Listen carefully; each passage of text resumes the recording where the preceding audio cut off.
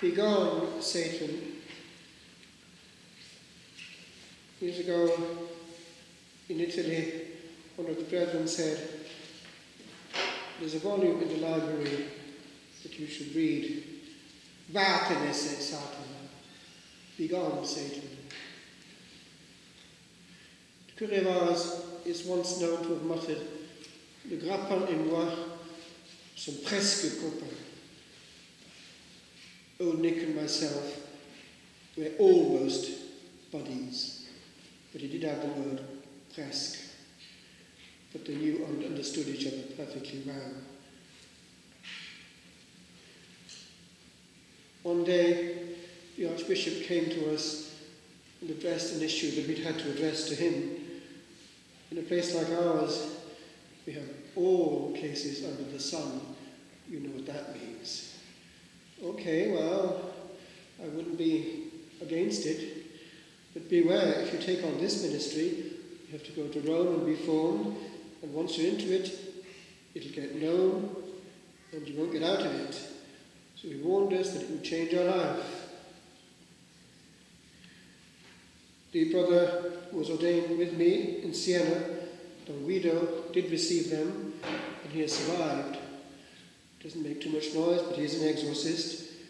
Frère Dominique, my next door neighbour, was also made an exorcist, and old Nick got at him, throttled him, and he's left the priesthood. One doesn't take on this ministry lightly.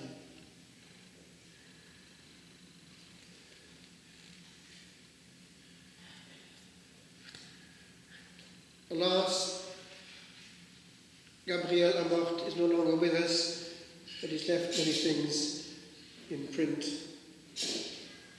I've told you before that the one thing that the devil loves is that people be afraid of him, and therefore that one must not have any fright of him whatsoever if one is to be victorious against his ploys. And Gabriel Amort would start off every exorcism with this sign, just to show who was in command.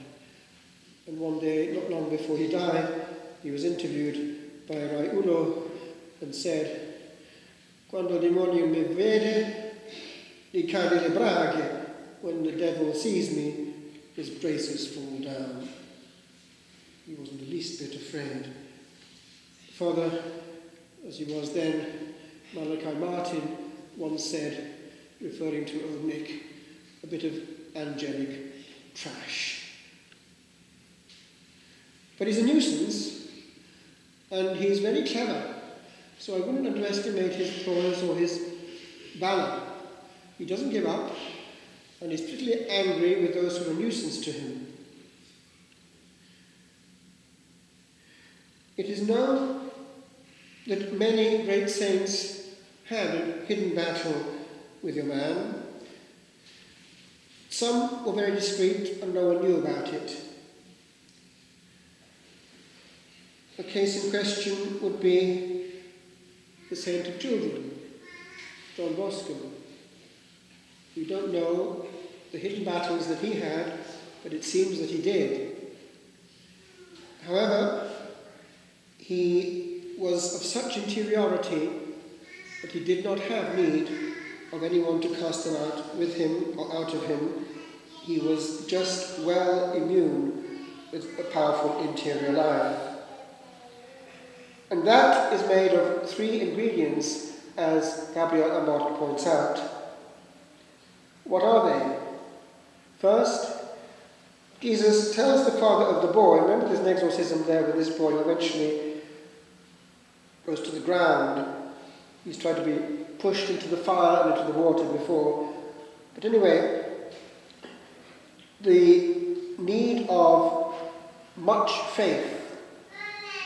So the devil is attacking humanity now on faith, weakening faith. Now he's succeeding actually within the body of believers. By the way, I'd just like to draw your attention to something you're probably not fully aware of. With regard to what we have now on this day together, we're taking lightly. I have friends who can't get this day or even Ash Wednesday what we have here. There's a whole chunk of Italy where I have friends that can't have the sacraments right now, and it's done like this. All the priests of an area can't celebrate, and it's filmed and put down to YouTube, and they are asked to follow there to fulfill their obligation. But it's a suffering for them, but I have heard that it does give them a greater awareness and appreciation. If that happened to us, we would think twice about going to the toilet during our Holy Mass.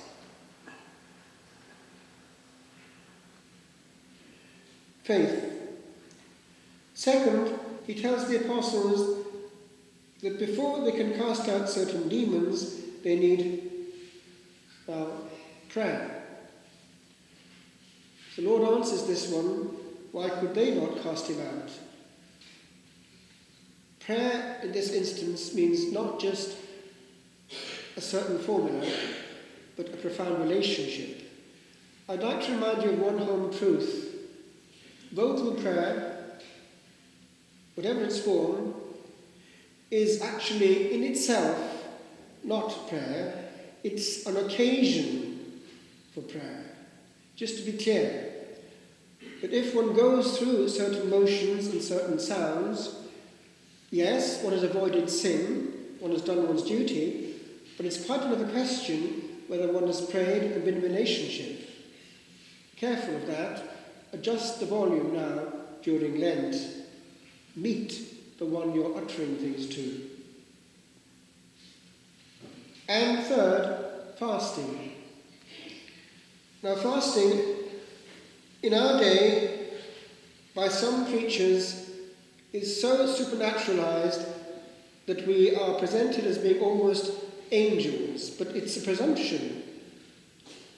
We don't have the right to shortcuts against the odds.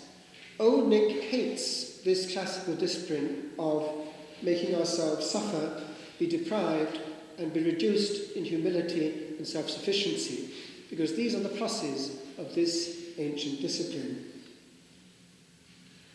That same Frère Dominique, my next door neighbour, one time said to me, as we drove, the two of us, to collect the holy oils from the cathedral, for the prison mass, that is, with the Archbishop, he muttered this as we got close to the cathedral: "J'aurais presque envie de rester en carême."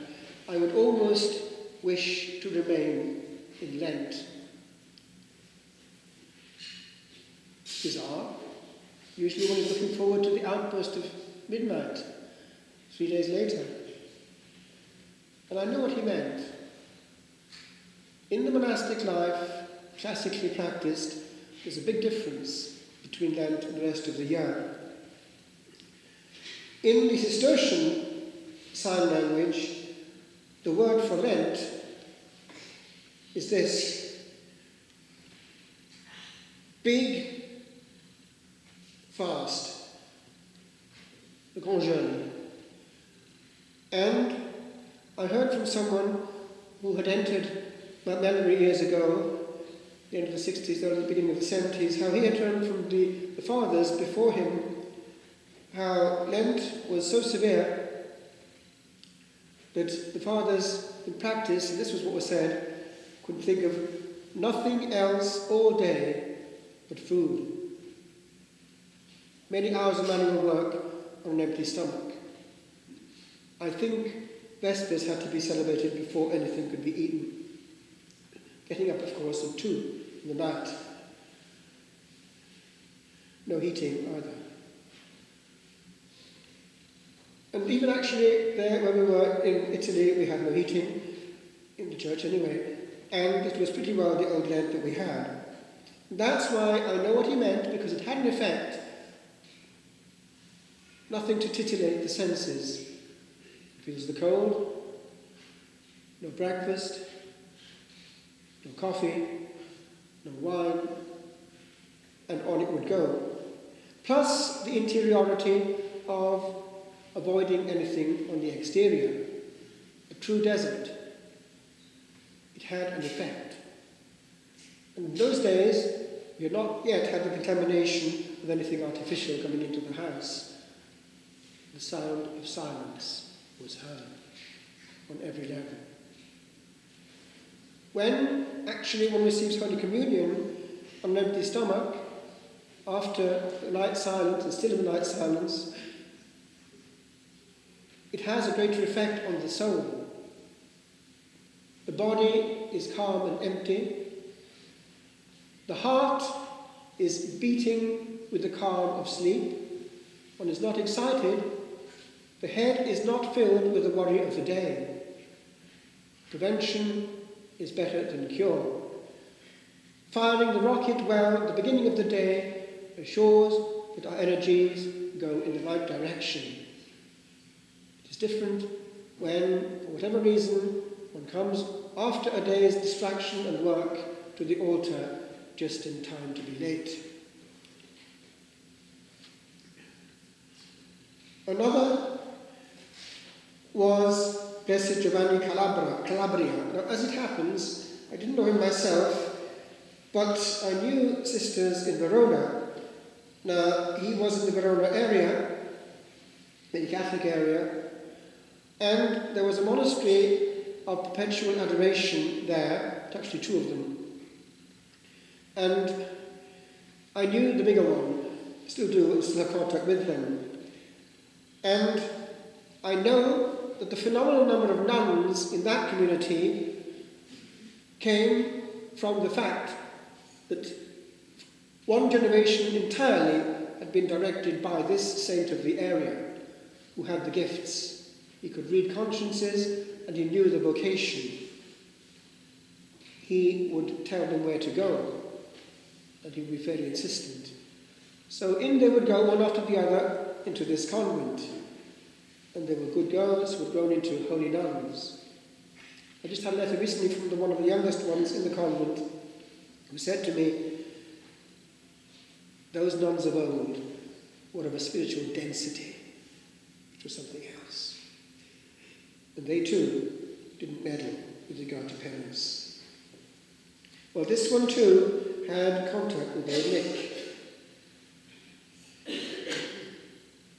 People would have said that sometimes he might have needed not just deliverance, but exorcism. But so dense was his interiority that he was able to hand this issue on to the Lord himself and handle old Nick in hand-to-hand combat without any external aid. The official documents of the canonical beatification process clearly demonstrate that this holy priest accomplished his own liberation through his faith. His humility, the one thing that he hates perfectly, and his prayers. He needed no prayers of deliverance or exorcisms.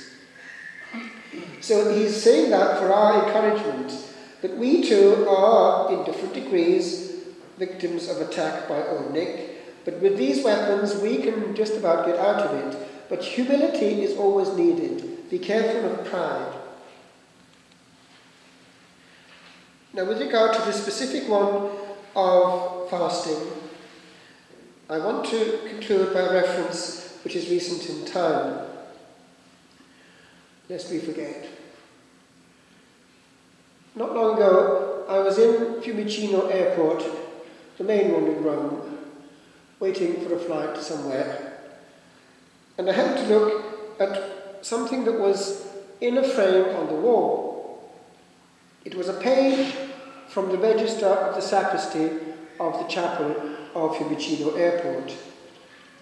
And it was the signature of Don Andrea Santoro.